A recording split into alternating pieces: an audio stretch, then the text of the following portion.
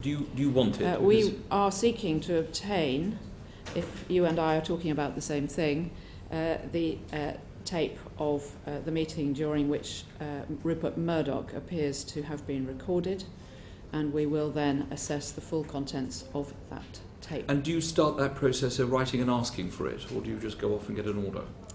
Again, sir, I don't think it would be appropriate for me to describe what we are doing, but we are currently doing this. You're seeking it? Yes, Yes. Mr. And you are seeking the tape recording that I referred to earlier on? Yes, we are. And you haven't received it yet? I'm really not prepared, so I'm afraid, to go any further into the evidence but that you are may or may seeking. not be obtained. Let us thank that. That's very helpful. Chairman, I would say that I fully support what DAC Akers said.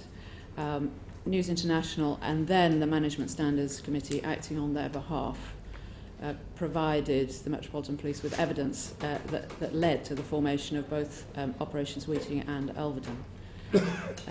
Yes, that was then, but now. Yes, now. So just what to put I'm it in referring context, you to is Mr. Murdoch's statement that they'd given too much information to the police and it was a mistake.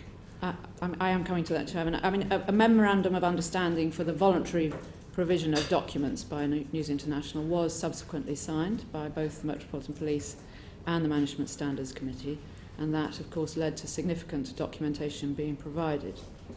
Nevertheless, I think it's fair to say, and DAC Akers made this clear, the relationship has always been a challenging one, and since May of this year, voluntary cooperation has been significantly reduced, and all requests for new material are now supervised by the courts.